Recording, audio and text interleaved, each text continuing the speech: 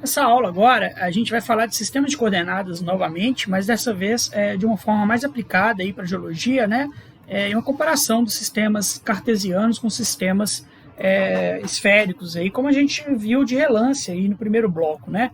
Agora vamos ver isso com mais calma, tá bom? Então coloquei aqui sistema de coordenadas parte 2, a gente vai precisar disso para resolver os exercícios que a gente vai estar fazendo aí sobre estado de tensões em 3D, tá bom? Então, até agora, orientamos nossos vetores e tensores em relação a um sistema de coordenadas qualquer, aí, cartesiano, né, x, y, z. Fizemos isso através dos cossenos diretores, né, os vetores unitários lá, que cada um tem um cosseno com eixo x, y, z, respectivamente, né?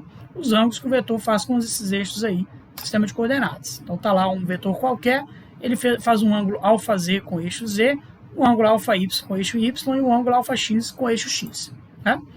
Interessante a gente saber como que esse sistema de coordenada vai estar relacionado com o mundo real que vivemos, né? Eu quero saber as direções principais de tensão num maciço rochoso, num talude, né? E não simplesmente apenas em corpo de prova sempre, né? Apesar de muitas vezes em laboratório a gente quer saber em corpo de prova, a gente vai ter o sistema de coordenadas da máquina que a gente está usando, né? Para isso a gente vai usar outro tipo de sistema de coordenadas, do tipo esférico, mais precisamente o sistema de coordenadas esférico geográfico. Aquele sistema que a gente falou lá naquelas aulas, né? Por exemplo, leste-oeste, norte-sul, vertical, né? E o nosso vetor é representado como um raio de uma esfera, o raio AP aí, né? A posição desse raio é dado por dois ângulos, tá? O ângulo θ e o ângulo φ, né? Onde o ângulo θ corresponde ao ângulo entre a projeção de OP no plano horizontal, né? E um dos eixos. No caso, norte-sul, leste-oeste, normalmente a gente usa o norte, né? E aí a gente vai falar o ângulo θ em relação a um azimuth em relação ao norte, né? E pode ser, por exemplo, 20 graus em direção a leste, né? 180 graus, a gente vai estar lá do outro lado, no sul, né? 270 graus, vamos estar para o oeste aqui e por aí vai, né? E o φ corresponde a um ângulo entre o OP e o eixo vertical. Na verdade, sistema de coordenadas esférico geográfico, normalmente a gente usa vertical para baixo, né? Então a gente tem, isso aqui não é o globo terrestre não, viu? Não confundam, tá?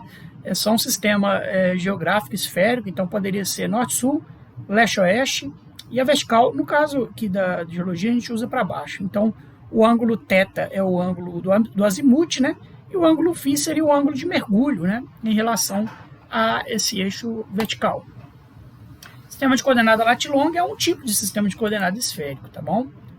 Então, olha lá, todos os ângulos aí que a gente precisa para poder localizar um ponto no espaço do globo terrestre. Para quem acredita que a Terra é esférica, né? Quem acredita que é plana, pode usar o seu sistema cartesiano bidimensional aí como quiser e boa sorte para conseguir se navegar por GPS e etc, né? Então a gente usa, né, em geologia estrutural, um sistema de coordenadas esférico para registrar dados de orientação de linhas e planos. A gente chama de atitude, né? A atitude é formada pela linha de strike, né, a linha horizontal no plano, e pela linha de mergulho, a linha de dip, né, deep direction. Vai ter um ângulo de mergulho também, o deep angle. A direção strike é o ângulo entre uma linha horizontal contida no plano em questão e o norte, né, então seria o ângulo θ, tá bom? Também chamado de azimuth. E o mergulho é o ângulo entre a linha de máximo declive e a horizontal. Então aqui seria não o ângulo φ, porque o ângulo φ que a gente usa lá no sistema esférico é o ângulo complementar, que seria 90 menos φ, tá bom? Então isso aqui nada mais é do que o sistema de coordenadas esférico que a gente está usando na geologia, né? Onde a gente tem norte-sul, leste-oeste, vertical. Então o strike a gente vai dar em relação ao ângulo com norte-sul, né? E o mergulho a gente vai dar com ângulo em relação à vertical. No caso aqui, a gente estou dando aqui um exemplo, né? 40 graus oeste, aqui o strike. A atitude do plano seria N40 para oeste, né? 30 graus mergulhando para SW. Né? Então vocês vão lembrar das aulas de geral lá. Quando você fala que um plano tem direção para noroeste, você tem que falar se ele está caindo para sudoeste ou para nordeste, né? Tem essas duas opções. Da mesma forma que esse plano está caindo 30 graus para cá, ele podia estar caindo 30 graus para lá. Então você tem que falar para onde que ele está caindo. Lineações também é a mesma coisa, a gente se refere também a trend e plunge, é a mesma coisa, né? O trend é o ângulo que a sua linha faz com o azimuth, com o norte, né? E o plunge, o ângulo que ele faz com o horizontal. Então, quando a gente trata de linhas dentro de um plano, é a mesma coisa, né? Plunge direction é o trend. Os eixos do sistema de coordenadas esféricos adotados na geologia, norte-sul, leste-oeste, vertical para baixo. tá? E aí você tem uma linha qualquer aqui dentro desse sistema de coordenadas, né? Você vai ter um trend aqui, que é o ângulo que a projeção dessa linha na horizontal faz com o norte, né? Então, por exemplo, 30 graus para leste, ou 20, ou etc. E você vai ter o plunge, que é o ângulo que essa linha faz com a horizontal, tá certo? Tá aqui uma representação das nossas linhas em geologia, lembra lá do sistema esférico. A linha em questão que queremos representar corresponde ao vetor OP, né? Então seria aqui OP, tá bom? O trend corresponde ao ângulo θ, e no caso aqui o plunge corresponde ao ângulo, nesse sistema, né? 90 menos φ, tá? Porque o φ é o ângulo, a gente tem que dar em relação ao eixo, né? Por isso que a gente usa 90 menos φ, né? E usa o φ, o eixo, o ângulo que a linha faz com o eixo Z, que é o eixo para baixo, tá? Com esses dois ângulos a gente já sabe a orientação da linha do espaço. O sistema de coordenadas aqui, norte-sul, leste-oeste, vertical, tá? A gente vai ter componentes I, J, K em cada uma dessas direções, né? E o vetor OP seria a resultante desses três componentes, tratando agora o nosso sistema de coordenadas dentro da linguagem vetorial, né? E a gente tem uma linha H aqui, que é a projeção desse vetor OP no plano norte-sul, leste-oeste, tá?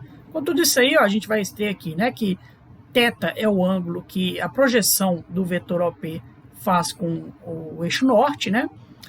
Φ é o ângulo que o vetor OP faz com o eixo vertical, e beta, ou 90 menos φ, né, é o ângulo que o vetor OP faz com a horizontal, certo? Esse H você pode rebater ali embaixo, né, porque isso vai te ajudar agora trigonometricamente para calcular esses ângulos. A gente vai poder já saber aqui, né, aqui a gente tem um ângulo reto, né, então esse é um triângulo retângulo. O OP é o cateto adjacente aqui a esse ângulo, né? Desculpa, o H é o cateto oposto, né? E o OP é a hipotenusa. É isso? Acho que sim, Então você vai poder usar esses tamanhos aí de vetores para calcular todos esses ângulos, né? Você tem uma série de triângulos retângulos aí dentro, né? Tem esse triângulo retângulo aqui, tem esse triângulo retângulo aqui, tem esse triângulo retângulo aqui. Você vai poder calcular todos esses ângulos usando trigonometria, né? Então o eixo x1 norte, a coordenada dele o ângulo θ é 0, né? E o ângulo φ 90 graus. O eixo leste, o ângulo θ é 90 e o ângulo φ também é 90, né? θ 90, φ 90. E a vertical não faz ângulo θ porque ela roda aqui em direção a esse plano, né? E o ângulo φ é 0 graus. H, a projeção de OP na horizontal. Por exemplo, uma linha de atitude 60/40, nós teríamos, né, o φ 60 graus, que é o ângulo que a linha faz com o norte, e o θ, desculpa, né, e o φ seria 90 menos beta, 90 menos 40, 50 graus, tá certo? Seria esse ângulo φ aqui. Como saber quais coordenadas do sistema cartesiano correspondem às coordenadas do sistema esférico? Dada a atitude de uma linha, como que a gente calcula os cossenos diretores, né?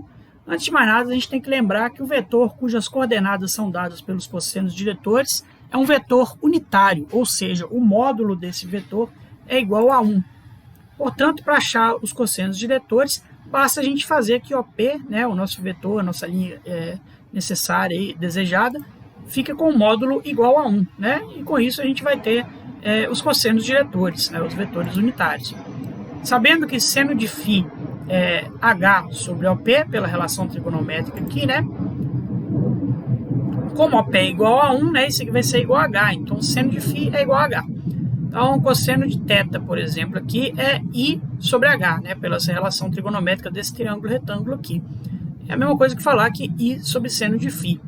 O seno de θ, J sobre H, J sobre seno de φ. E a tangente de θ, né, seno de θ sobre cosseno de θ, J sobre I, né?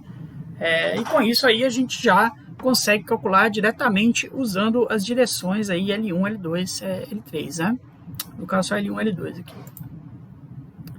Então, I, né, na nossa representação vetorial vai ser cosseno de θ, seno de φ, J vai ser seno de θ, seno de φ, e K vai ser cosseno de φ.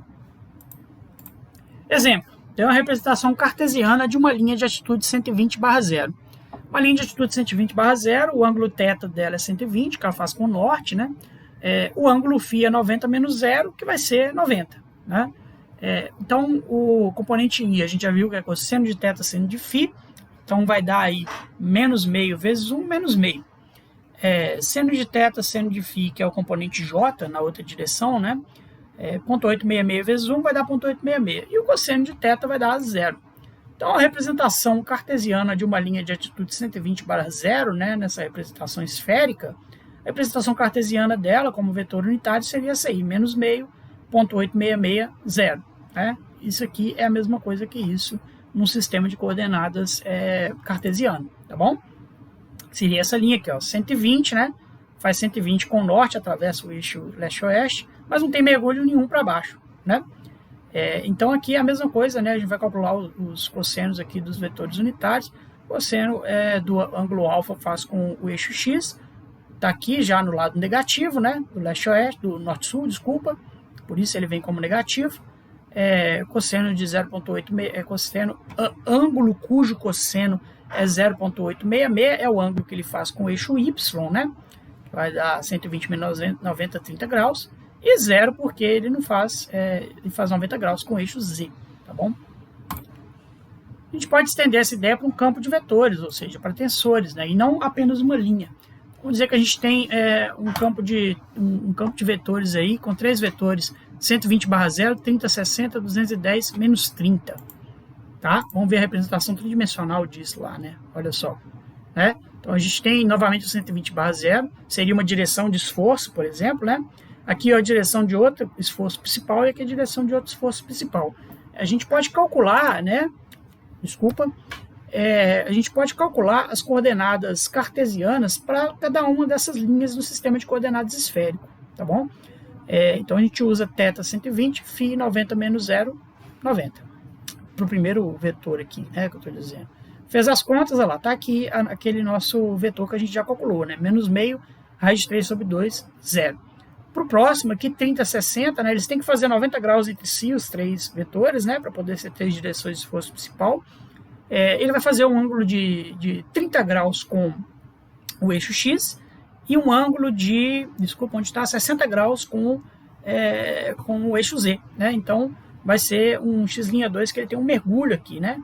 Ele faz 30 graus, a projeção horizontal dele faz 30 graus com x e tem um ângulo φ com o eixo z aqui de 60 graus. E aí a gente vai fazer os mesmos cálculos aqui, né? Usando as relações cosseno de θ, seno de φ, vai chegar em raiz de 3 sobre 4. Seno de θ, seno de φ vai chegar em 1/4. Cosseno de θ vai chegar em menos 3, menos raiz de 3 sobre 2. Tá?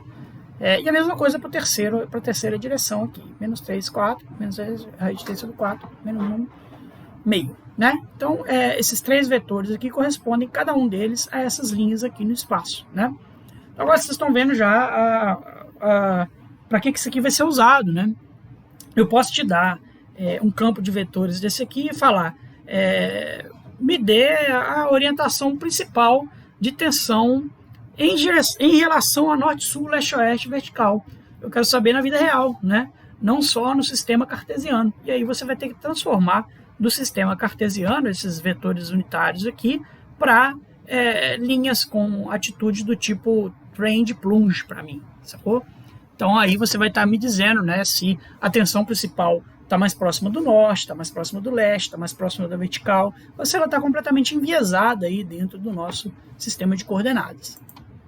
Para fazer o caminho contrário, então, você vai ter que sair dos cossenos diretores e encontrar as coordenadas esféricas, porque com os cossenos diretores você consegue operar algebricamente, né, matricialmente, para poder, por exemplo, eu te dou um estado de tensão qualquer, né, num sistema de coordenadas qualquer, e você pode fazer a diagonalização da matriz para encontrar as direções principais de esforço. Depois que você encontrou as direções principais de esforço, através dos cossenos diretores, você pode transformar isso para coordenadas esféricas e me dizer, nesse maciço rochoso aí, a direção principal de tensão é 30 graus para leste em relação ao norte. Eu já sei, então não vou construir nessa direção, né? Não vou fazer uma barragem nessa direção, que pode ser que ela vai romper aí no futuro. É assim que funciona aqui a questão do estado de tensões. Por exemplo, se a gente te dá aqui um vetor aqui 3, 4, 12, né? basta se realizar simples construções trigonométricas. Então, coordenadas desse vetor, 3 no eixo norte, 4 no eixo leste, 12 no eixo vertical. E então esse vetor vai estar nessa ponta lá, representada por esses 3 pontos. Basta a gente puxar esses pontos para lá, para cá, né? Da mesma forma que a gente fez falando de I, H, J, agora a gente tem valores para isso, né? 3, 4, 12 aqui. E com isso a gente sabe, por exemplo, que a linha H, ela é a hipotenusa desse triângulo retângulo que tem um cateto que vale 3 e outro cateto que vale 4. Então, o H é a soma dos quadrados dos catetos, é igual ao quadrado da hipotenusa lá pelo Pitágoras, você coloca isso sobre a raiz, H vale 5, OP a mesma coisa, né? O OP está nesse triângulo retângulo aqui com H de um lado, né? E 12 vertical aqui no outro, 5 ao quadrado mais 2 ao quadrado, raiz quadrada disso, OP vale 13, o módulo dele, né? E aí o θ é só a gente fazer, o arco cujo cosseno é 3 sobre 5, né? Que é o H, então cateto adjacente sobre hipotenusa, θ vale 53 graus, o φ é o arco cujo seno é 5 sobre 13, né? Porque aqui é a hipotenusa sobre o cateto, o cateto oposto sobre a hipotenusa, né? Vai dar 23 graus. E o ângulo beta aqui, 90 menos φ, 67 graus. Então a altitude dessa linha é simplesmente 53, ângulo θ, né?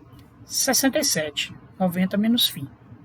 Facinho aí, então, de transformar de cossenos diretores para coordenadas esféricas. Então eu vou te dar lá um problema lá com um estado de tensão qualquer, quero saber quais que são as direções principais de esforço e quais que são as magnitudes dessas direções, né? Você vai diagonalizar a matriz, vai encontrar os autovetores, vai encontrar os autovalores. Depois que você encontrar os autovetores, você acha os cossenos diretores deles, através dos vetores unitários, para achar a direção dele no espaço, né? Depois que você achou os cossenos diretores, você me faz o favor de transformar isso para coordenadas geográficas, coordenadas esféricas. E com isso você vai me dar uma direção no espaço real, né? De esforço máximo, de esforço intermediário, de esforço cisalhante máximo, de esforço normal máximo, e por aí vai, transformando então a matemática para a vida real para a gente. Isso aí, próxima aula, círculo de Mohr.